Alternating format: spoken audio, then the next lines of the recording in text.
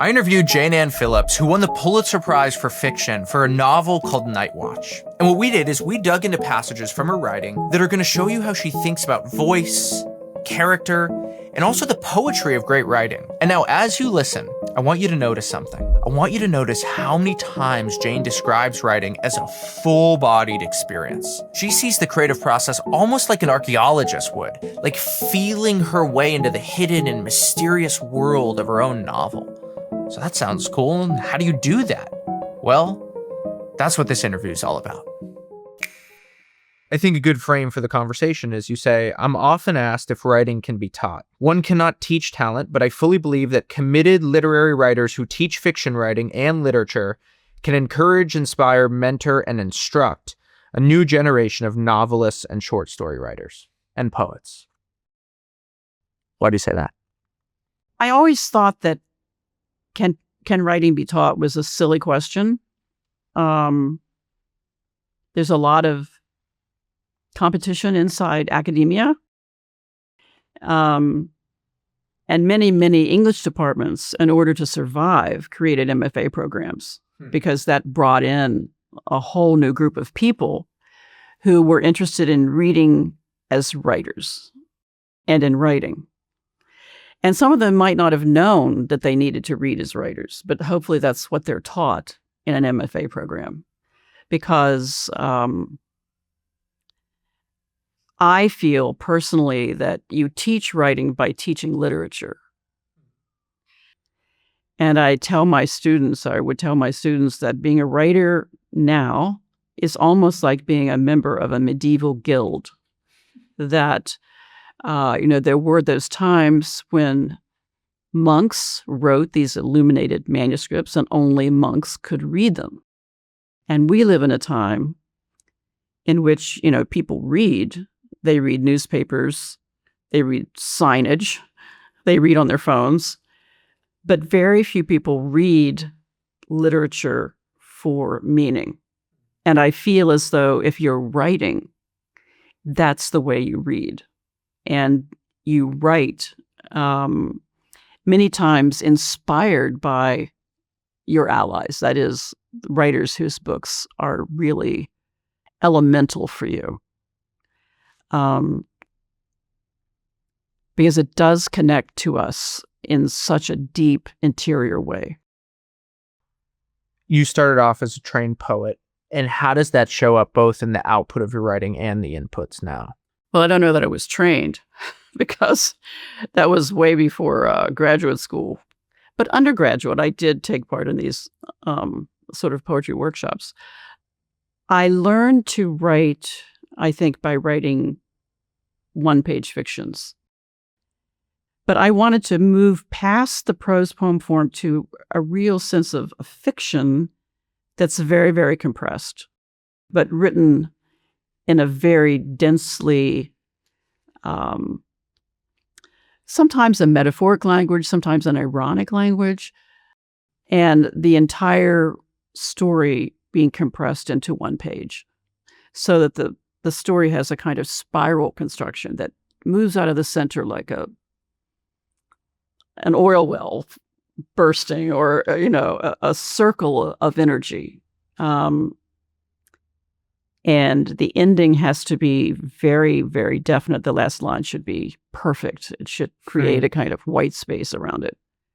And the titles are it's as though there's the title, you read the title, you read the piece, and by the time you finish the piece, the title is transformed for you in terms of its meaning.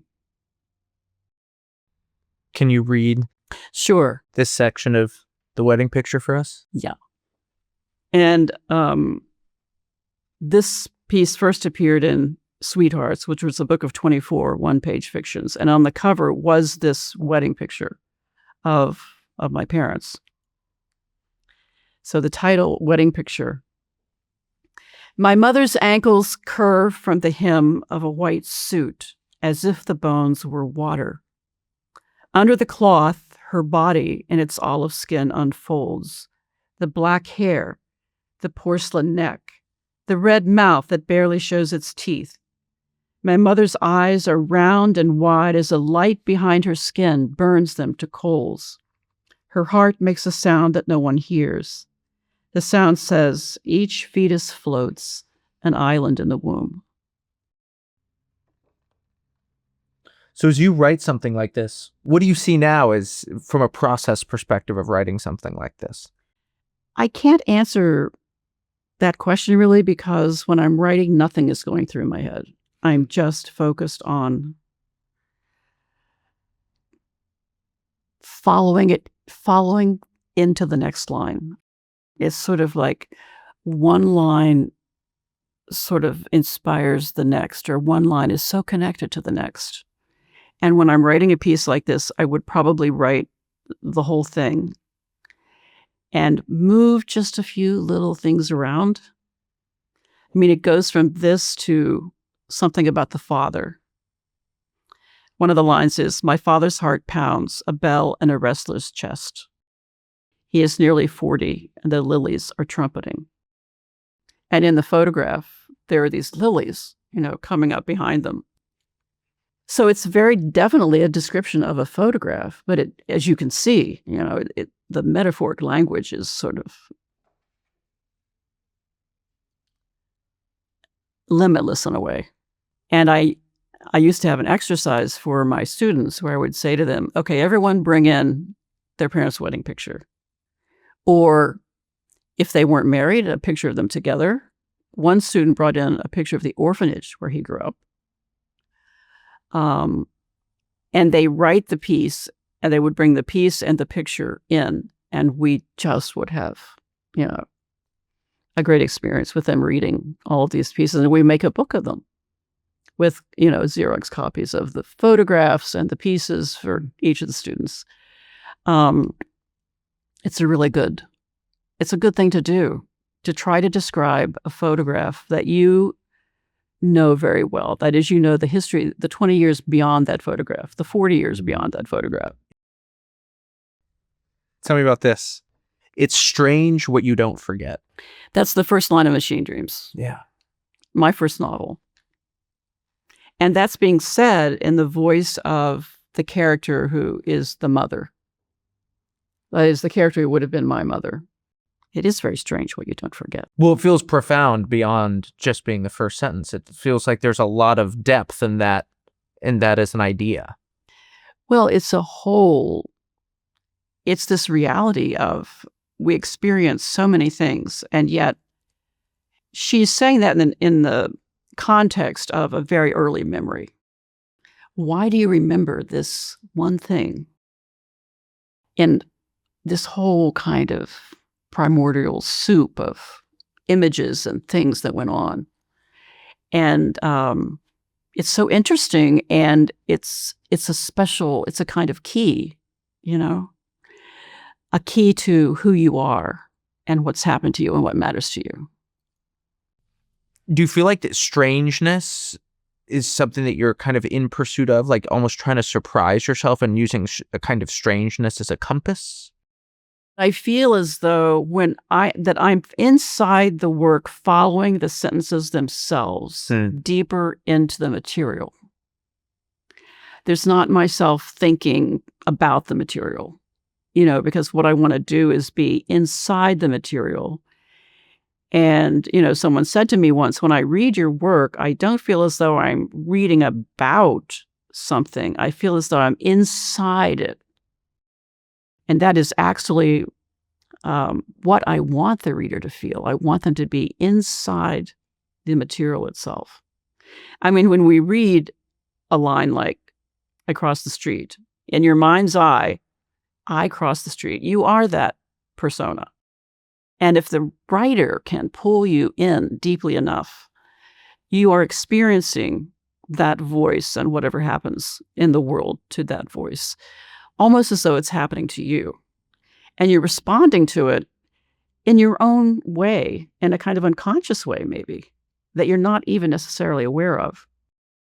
But it forms the connection, So do you feel like even from the beginning of a novel with a sentence Like It's Strange Where You Don't Forget, like even at the beginning with the premise, that sort of initial seed, do you feel like you're being pulled there and kind of following that whisper, like, dare I say, sort of surrendered to the work itself? I sure hope to surrender to the work itself. If you can get there, that's good. What does that look and feel like? You're not thinking about anything else. You know how this can happen to anybody, a car mechanic, a painter, a cook, so involved in what they're inside that they lose track of time. So that's the kind of thing that happens to a writer. If you're inside the material itself, and it happens to a reader. You know, we've all had that experience of reading something that is so intense for us that we lose track of time. Tell me about intense and obsessive reading. That seems to be something that you really value, something you've done a lot of. When you do that, what is that process like? How do you think about what books to read? How do you think about the actual reading, the reflection? And then we'll end with how it kind of infuses and makes its way, seeps into your work. Well, I feel like, we pick up our allies, and they might be living writers and they might be dead writers. But we read all of their work, and we read certain works of theirs many, many times. I mean, that's what I encourage students to do. Find those writers, find that work, and really get inside that work. And that starts with reading the book for just intense pleasure, and then reading it again to see how it works, and then maybe reading it again and plotting it out on paper.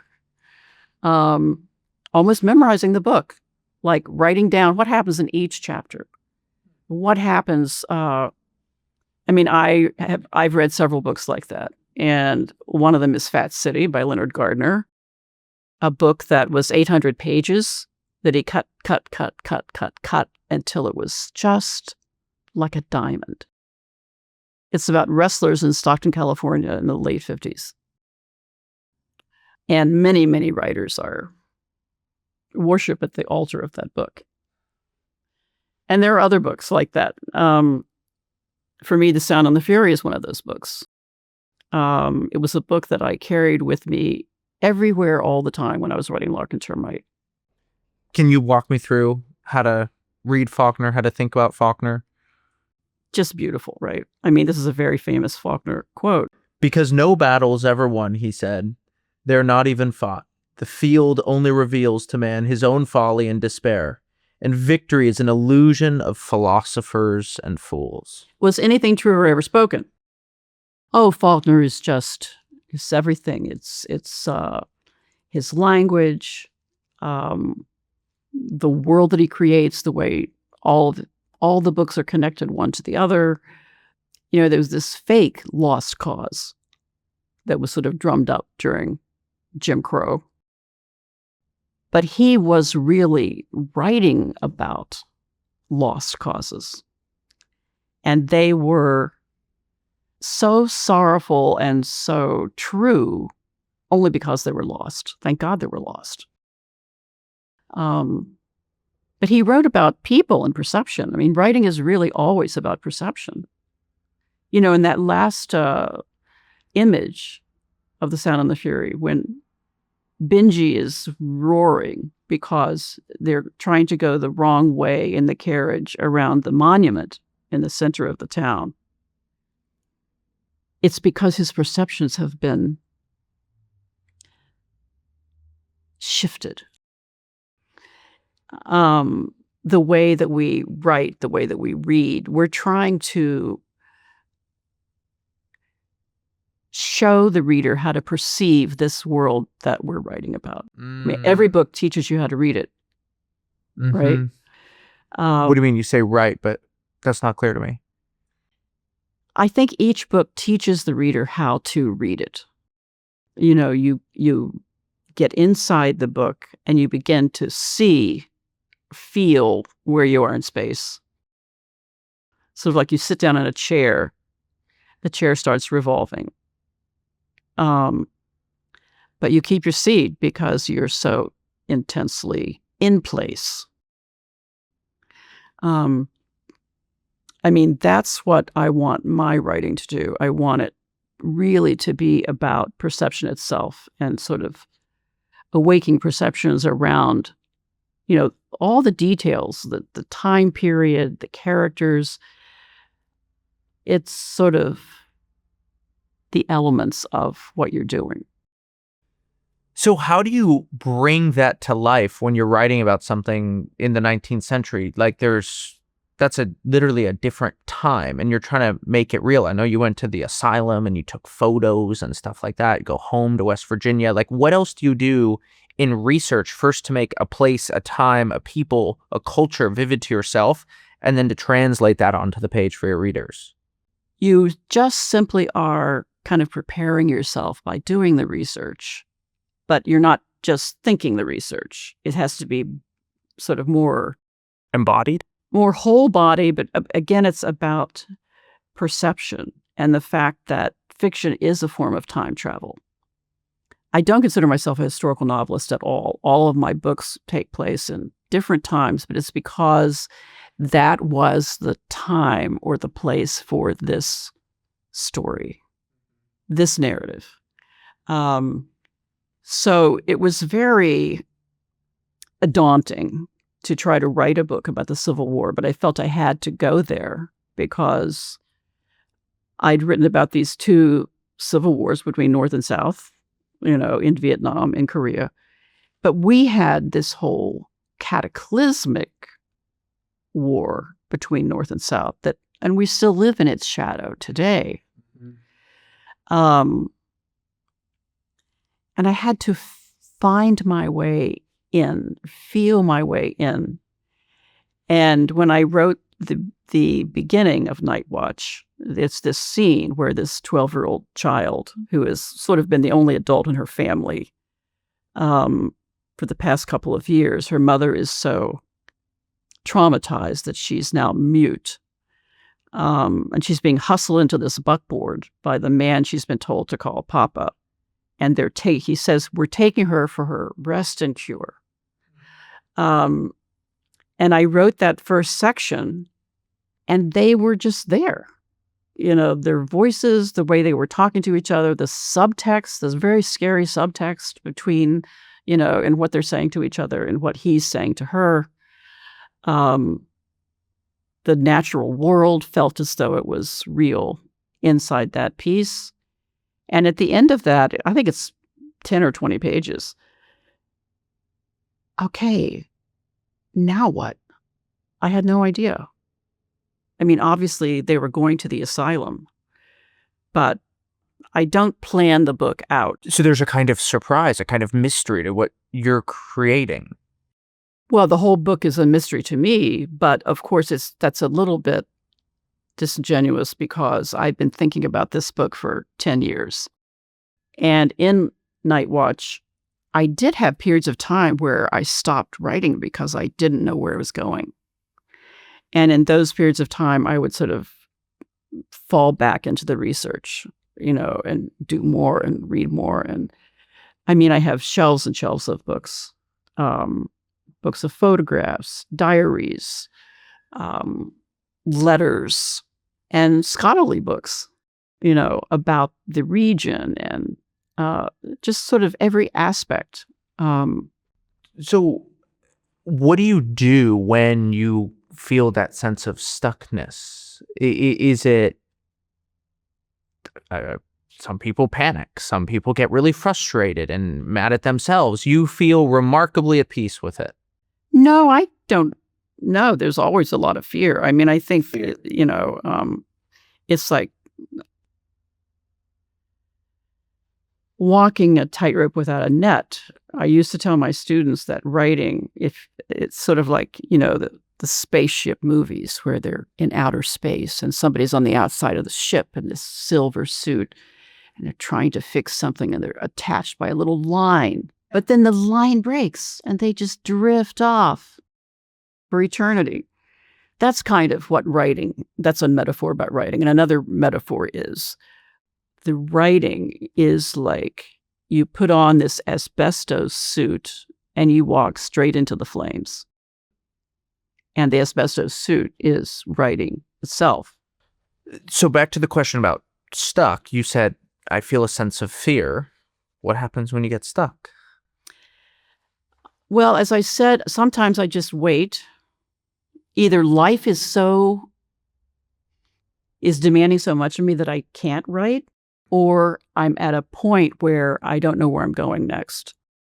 With this book in particular, with Night Watch, I went back inside the research, but also I feel as though, you finish the work for the day, and the next day, if you don't know where to go, you read that work again. You read that page again. And if you still don't know where to go, you go back 10 pages and you read those 10 pages. If you still don't know where to go, you go back to the very beginning and you read through to where you are. And that's how you know what to write next, because you have to be inside the material. That's a certain way of looking at it and a certain way of writing. There are a million ways. But for me, for what I want to do, and I suppose for the way that I teach, I can only teach sort of an approximation of my perception of writing. Where you need to go is inside the work itself. What does it mean to edit with your ears?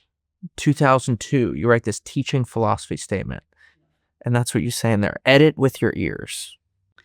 Because language is a music. And especially if you read the work out loud, I mean, I can tell by reading it in my mind, but if you read the work out loud, you can tell where it goes off. It's like a flat note on a piano. I mean,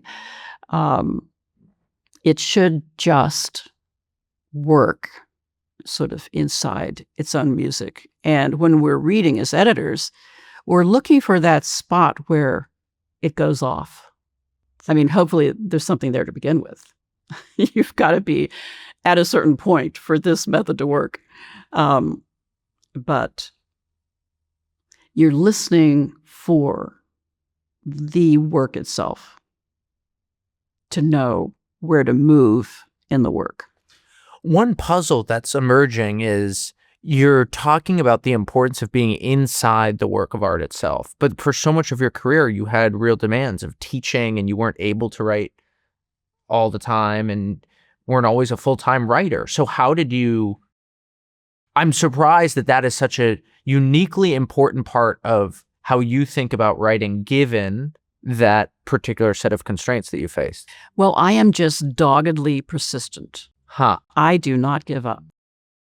Yeah. And people, I mean, that can be a thing people could not like about me personally. But especially because writing is so interior, that's something that I can work with in myself. I've never thrown away a book. And I think I've only maybe thrown away one story. Once I start something, I feel this need to see it through. Because I feel it's there. I'm just not seeing it. So it's about trying to get there, get inside, to see what I'm doing. How have you cultivated peers to help you with writing in terms of who you're learning from, just the people that you surround yourself with? Because I know that you tell students that that's important. Well, you don't cultivate them. You just run into them. You run into them somewhere. I mean, one of the great things about MFA programs is that one can meet 2 or 3 people in that group of people that you will know all your life, that who can be readers for you. And there's a particular person who's been my reader for years and years and years, and I actually met her in a childbirth class. Oh, wow. I was having my first child. She was having her 4th. And we became friends. And I realized that she had been involved in an MFA program, which she sort of didn't finish for many years because all these children. But she was a brilliant reader, and she is a brilliant reader. And she has been an editor and a film editor. And And she really knows my work. So I always send her everything. And I've had editors who have been very, very important, who've been with me through 2 or 3 books. What makes for good poetry? What makes for good poetry? Yeah, like as you're writing it, how do you kind of pull the yarn out to create good poetry? Oh, I don't think that I'm creating poetry, but I'm a reader of poetry. And because it's so, I'm in awe of people who are poets. And I find it very important to read poetry. My son is a poet. Oh, wow. Who published a book of poems about 2 years ago. So somehow I've managed to raise 2 kids who are in the arts. I don't write poetry, but I suppose I use a kind of poet's composition process in the writing of fiction. In what way? Just writing line to line. Yeah. And thinking about the internal rhyme, the sounds of the words, the weight of the syllables, the way the line sits on the page. It's kind of part of it. Can you read this from Machine Dreams? And I want to hear you talk about it, what you're going for. The fields surrounding the house were full of light. Scrub grass grew tall, and the milkweed stalks were thick as wrists. Wild wheat was in the fields, and the crows fed, wheeling in circular formations. Milk syrup in the weeds was sticky and white. The pods were tight and wouldn't burst for weeks. So this is a description of the fields behind the house in Machine Dreams, which is based on the house I grew up in, which my father built. That is, he was the foreman of a work crew that built this house. It was his design. And it was surrounded by acres of land. Our yard was an acre, and it had a fence. And then there were 3 fields and a creek. And then these tall, these hills, sort of hills beyond hills. And this is a description of the fields in the summer. There's a compression, stalks were thick as wrists. So you really see that. And the milk syrup, which is a sort of sweet, sticky, thick, viscous, sticky and white. The pods were tight and wouldn't burst for weeks. So, it's very sexual. It's very natural. It's very the power of the natural world. There long before we were. When you were writing Night Watch, you went back and studied 19th century Appalachian speech patterns? Yes. Tell me about that.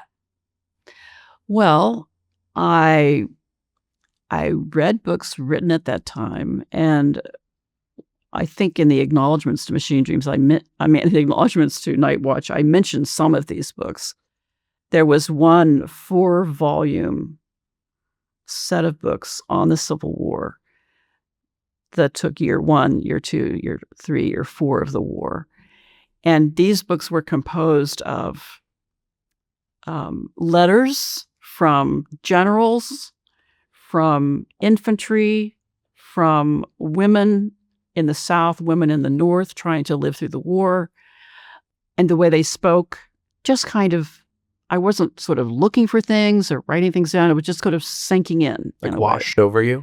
Just let it wash over you, yeah. Films that we've seen that are convincing about that period of time. Books of photographs. Photographs have always been very important for me. I can tell, yeah. Family photographs, and I have so many beautiful books of Civil War photographs. And that's why in Night Watch there are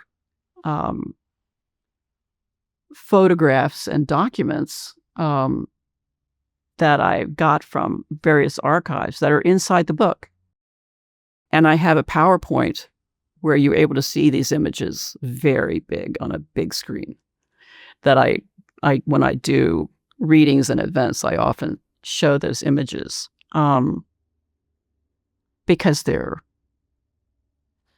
they just speak in a way that is beyond speech. We're looking at something that was real. And if you think about the simultaneity of time, Bergson's theory of the simultaneity of time, that past, present, and future coexist, all existing at the same time. The fact that something is real means it's real forever, as long as we can apprehend it. So that's how I feel about photographs. And why do you say that writers are like the conscience of a culture? Because we think about what happens afterward. Art is always about saving what might be lost, what will be lost. And I feel that very much about my writing and about almost any writer I can think of, that unless you write it down, it will be lost. And that might start with, the first novel is often sort of the most autobiographical work. Right. It starts with saving that world that's gone. But anything you write, you're finding something, you're inventing something, you're listening to something, you're inside something, and unless you write it to the end, all of it would be lost because it's a particular vision. And we need all of that. We need all of those books. So do you feel like you were born with like a hyper sensitivity to language itself? Oh, well, I don't know. I was a very early reader and I lived, out on this rural road, and I read obsessively. Little book clubs that my mother would join for me. The mailbox was out at the end of the driveway. They would come to the mailbox and go out there and get them. And I've written an essay in which I describe, my father had all these little paperback books that kids weren't supposed to read, with naked women on the cover and guns and sort of like. And there was he kept them in this cupboard that was, you had to stand on the bathroom counter to open the door and reach into that cupboard, which I did, to look through his books. And I happened to find one day a copy of Rabbit Run, a mass market copy with a kind of naked woman on the cover, sort of like, it was clearly, the mass market edition of the book. And my father probably bought it by mistake. Who knows? Because he liked Mickey Spillane and, that kind of thing. And I just opened this book, and I opened it to the moment in the book that Janet, drunk, is bathing her infant in the bathtub. And because she's drunk, she loses her grip on the baby. And it just completely blew my brains apart. I remember like looking out the window and seeing the lilac bushes but they didn't even look like lilac bushes. I was just so blown away by reading that.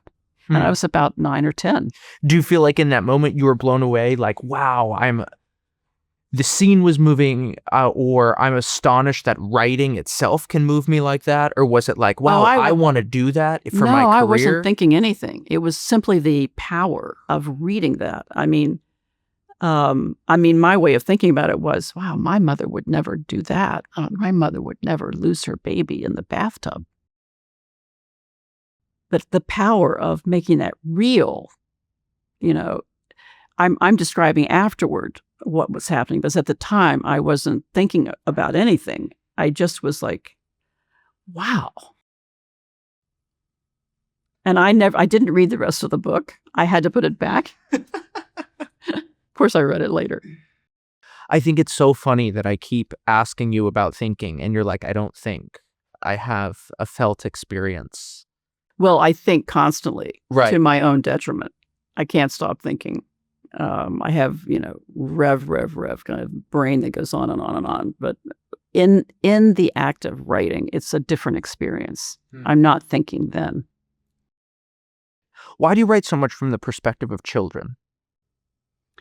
Well, I think because one of my early mentors, idols, was James Agee. And his book, A Death in the Family, is still one of the most important books for me. And I love the way that he wrote from a child's point of view. That book is the story of his life. And he was such an interesting being, that he wrote sort of exploratory works in so many different genres. He was the first movie reviewer. He wrote a book of poems. He was the first journalist. He did Let Us Now Praise Famous Men with Walker Evans, another absolutely, deathless, necessary book. He spends 2 pages writing about a handmade wooden chair in that book. And Faulkner also wrote about children, from a child's point of view. And I just feel as though children are the ultimate outlaws. Outlaws. They are, they don't see anything in context. It's all new. Yeah. It's sort of beginner's mind, a sort of Zen mind. So that inside a child's point of view, if you can write it well and believably, it does something no other voice can do. Children, they're the ultimate outlaws. And you said that as if that's a really important thing. I want to write about outlaws. Like what's going on with that? Writing can't be afraid of anything. I used to tell my students, your only responsibility is to write with compassion. The compassion has to come into it. You can't hate your characters, Beyond that, you have to just tell the truth, no matter how it might hurt people who think you're writing about them, because of course you're not. The minute you start to write about someone, it's not that someone. What do you mean? The minute you start to write about somebody, it's not that somebody? No, not if you're writing fiction. What does that mean? It just means that if you're going to move into the world of character, you're not simply writing about somebody. You're inventing a new reality. It might have been inspired by someone you knew or something about someone you knew. I mean, certainly when I was writing my first novel, I was thinking about my father and my mother. And hopefully I approached the deeper reality of who they were, who they are. You can't think about how people will react to your work. Because the minute you think about an audience, because some people say, think about your audience, think about, the editors are saying, books about this are doing well, something like that. You can't think about your audience because that immediately, cuts you off from what's really happening, which is the book that you're trying to write. On the point about children, you say children formulate their own rules. They look for a truth that is truer than what they've been given by their parents or society, which is often some screen to push down secrets. Exactly. A screen to push down secrets. That's the culture I grew up in. And there are many, many permutations of that culture. My husband's Jewish, and he would certainly say many things weren't talked about. But in that world, it was a small town. I think small towns are so interesting all across America. Small towns have certain things in common. I'm not talking about suburbs or, really small towns that are out in the land somewhere, that have these physical worlds that are very specific. And it is a world in which people know each other's stories back generations.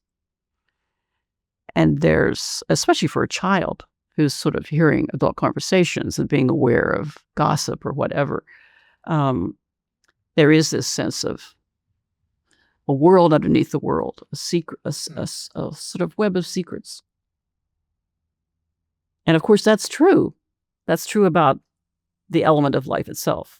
You look at it, the molecular level. We're not aware of any of that, the way that the molecules of that table are moving, you know. So it's kind of as above, so below, you know, that ancient proverb saying. As in our daily lives, so with eternity. As in our daily lives, so with... What's the opposite of eternity? Death. So with death. I used to tell my students, too, that writing is practicing for death. It's practicing for death because you're writing about, you're trying to write about transformation, that there is a transformation involved from the thinking and the wanting to actually writing. I mean, you're involved in transformation in the act of writing. You said it's practicing for death. And you know, we do need to practice. I mean, I want to be aware. You know what I mean? I don't want to be, no one knows, you know, what the circumstances will be, but this is sort of the big transition. We don't remember birth, at least not consciously. I don't know, I just find it very interesting. I pulled this quote, which I'd love for you to read. A 12-year-old girl speaking to her mute mother. And I think this kind of brings together some of the themes that we've been talking about over the last little while. Children, voice. Well, this is the character Papa. She's been told to call this character Papa. And he has been sort of occupying their home for almost 3 years. And during that time, her mother has become so traumatized that she is mute. And one day, suddenly, they're in the buckboard on the way to the asylum. And they're on the way, and he's saying this to Connolly. Talk to her, he said. Tell her she'll like it where she's going. A fine, great place, like a castle with a tower clock. Tell her. You'll like it, Mama, I said. A fine place like a castle, built from stone. So, of course, she's never seen this place. And she doesn't know where they're going. And at the end of this section, something happens that, you know, we won't reveal here. I think all of my books were preparation for writing this book in a sense. And a friend of mine told me, like maybe 10 or 15 years ago, we were somewhere together and I mentioned this book or this idea about a mother and daughter who go to an asylum. And I don't remember that at all. But I must have been thinking about it, for a long time. And I grew up, the small town I grew up in was about 20 minutes from this asylum. So it wasn't it was a real place in my mind, although at the time that I knew of it, it was a ruin. And part of the research with the book was going back to that place as it existed in the beginning, during and after the Civil War, when it was a very, very different, of course, time, place, world. So how does an idea transition into a book? Do you make a decision, I'm going to write a book about this? No. You just kind of write every day and... No, I don't even write every day. I write in spurts almost. Okay. For weeks or months at a time when I have the space. And as I said, worked on this book for about 8 years, and there were times in which I would stop writing for months, and actually, I retired from my day job in January 2020, Tough. It's a convenient time. right before the pandemic. Yeah. And there was something about what was happening to everyone. There was no cure, things were deserted. This book almost became my refuge in the way that the asylum becomes a refuge, a surprising refuge for Eliza and Connolly. And the irony at the heart of the book is that the world was violent chaos. And inside this place, there was something else. Everything was reversed, because it did feel like a complete reversal of what we thought life was. So somehow in that period of time, I was able to finish the book. Tell me this. What's going on here? Why do you write by hand? I don't Crossing know. some stuff out. I don't know even what that's from.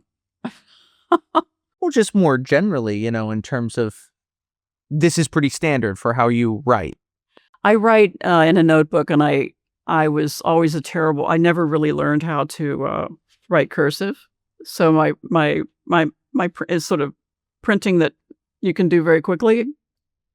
Well, I have written a few things about hair salons,